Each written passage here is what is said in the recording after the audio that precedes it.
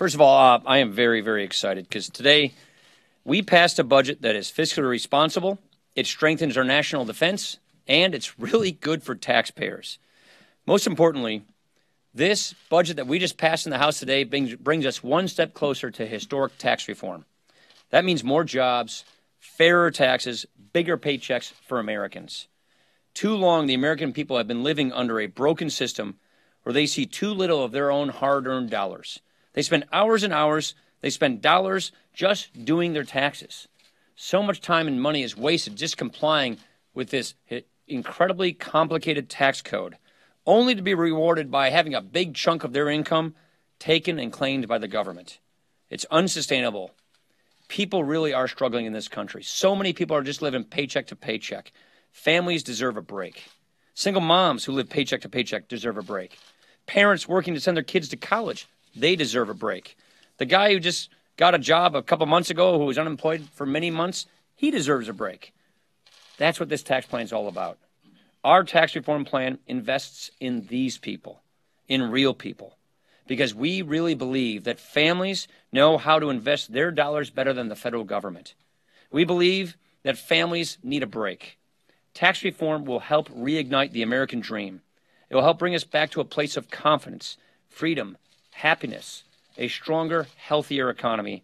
And this budget that the House just passed 20 minutes ago brings us closer to making that dream a reality. Mr.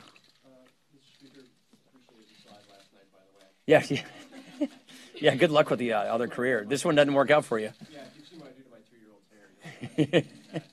You have a bowl and you cut around it? Yeah. Off task for what the conference did earlier this week, starting what seemed like multiple investigations into elements of the 2016 campaign, into Clinton Foundation issues. There's been allegations that this is a partisan effort. This is an effort to distract. What's your sense of the end game here? And then one more, you had some strong words for the FBI earlier in the week about subpoenas related to the dossier issue. What are you willing to do if the FBI doesn't? The point of these investigations is to find the truth and to make sure if laws were violated or mistakes were made, they're not made again, and transparency is what gets you that. It is our job under Article 1 of the Constitution, the legislative branch of government, to conduct full and thorough oversight over the executive branch. That is a really important responsibility for Congress. This is why we're so frustrated to have learned through the media aspects about this investigation that we've been asking for documents from the FBI for months. And so since yesterday morning, the FBI got in touch with us yesterday afternoon, and they have informed us that they will comply with our document requests and that they will provide the documents Congress has been asking for by next week, and we expect the FBI to honor that commitment. On tax reform, you guys did pass the final version of the budget, but more of your members voted against this version than voted against the original version that passed the House. Many of them from New York, New Jersey, those high tax states. What are you doing to ensure that you can get tax reform passed and to address it? Well, first, look at the big step we just took today. This was an enormous step in the direction toward getting comprehensive tax reform and tax cuts for middle-class families over the line, into law, done. So that is what, you okay? So this budget that we just passed, that is really important for getting tax reform done.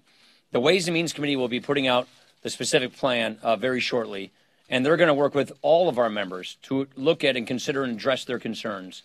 I believe that the Ways and Means Committee will be working with these members in particular to find a solution. Casey. Earlier this week in an interview, you wouldn't guarantee that this tax bill won't raise the deficit.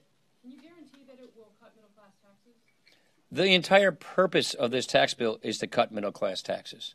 Chairman Brady said about the 401ks, he left the door open. I'm going to leave it up to Kevin Brady and the Ways and Means Committee to tell you about the details because that's their job. They're writing the tax bill. So if you have any specific design or detail questions, I'd have to refer you to the committee. I used to run the committee. I didn't want leadership doing my job, so I'm going to defer you to them. On principle, though, do you agree with the president that these retirement accounts should not be touched as part I agree with comprehensive tax reform, and I agree with giving the Ways and Means Committee the latitude they need to write their legislation. Again, remember what we're trying to achieve here. We're trying to achieve giving people a break on their taxes making it easier for people to plan and save for the future. That's the whole purpose of this. There are many different ways of accomplishing that, and the Ways and Means Committee is working on that. Another easy subject, on immigration. Can you clarify what you may have told conservative colleagues regarding what Yeah, I noticed I was leaked incorrectly. So no decision has been made about the timing and the nature of DACA, how it would be structured, and when it will occur. There's just ongoing conversations. Yeah. when a vote would occur? Correct, or how a vote would be structured. So there are just ongoing conversations occurring among all of our members about the various possibilities on how to address this situation. You know, we're working on a DACA solution, right? I mean, there's no secret there. So we're working on a DACA solution, and and I'll say it again, we want to work on a DACA solution in such a way that we don't have a DACA problem 5-10 years down the road, and that means we have to address border security and interior enforcement as a part of that. How and when we do that is an ongoing conversation that we're having, and so some selective incorrect leaks are not really a way to convey that message. We're talking with our members about all different kinds of solutions. Earlier this morning, your office described the Tax Foundation as nonpartisan. Among its board is Bill Archer, Phil English, and American Action Network President Jeff Flake. Great economist. You've taken your shots at the Tax Policy Center, which most people see as bipartisan because it includes staff people from both sides, including two GOP ex-CEO chiefs. Compare and contrast these two think tanks. Yeah. Why do you think one is nonpartisan and the other is? I think, without going deep into the modeling, I think having a closed economy model that disrespects or disregards mobile capital flows doesn't make a whole lot of sense. So I think there are some model flaws. I think Larry Kotlikoff and Alan Auerbach, who are phenomenal modelers, leaders in their field. The AK model is a model I used to work on when I was younger. The GGM model is their current model. I think they did a lot to poke holes in the TPC model. That's more wonky than you want to get into.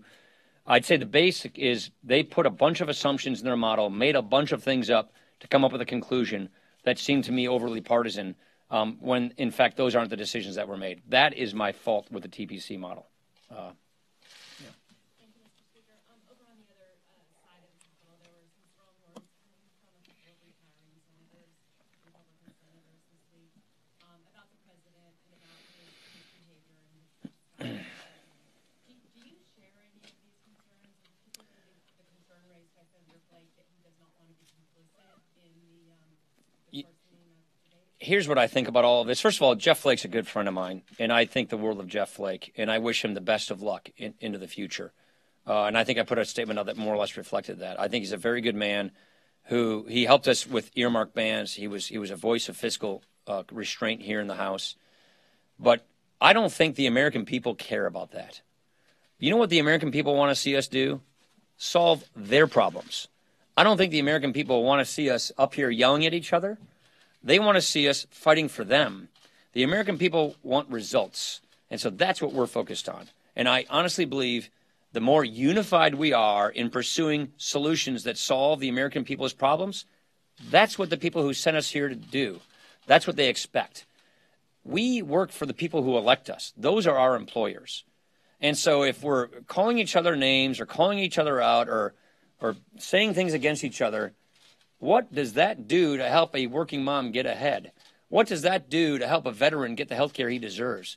What does that do to help rebuild our military so that they're the strongest, undisputed military in the world? What does that do to advance tax reform, which will give us faster economic growth and bigger paychecks? Nothing. That is why we need to stay focused on solving people's problems and on being concerned about their issues and moving this agenda forward. And that's what our focus is totally all about. Last question. Mr. Speaker. I don't do the blurt out thing. Yeah. Somebody tell him about the rules later. You often talk about tax reform being basically a series of hard choices, having to tell people no, special interests, et cetera.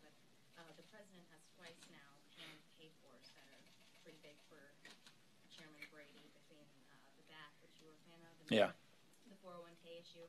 Are you at all concerned that this rollout next week, when you actually detail these tough choices, that he's not going to maybe like some of them and tweet something about it? He's going to be in Asia, number one. Number two, no, I'm just kidding. that was kind of a joke.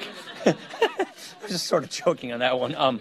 No, I'm not, because we're working very, very closely with the White House on this. So as you know, with the Big Six, we work very hard on the parameters and the design decisions on what goes into this.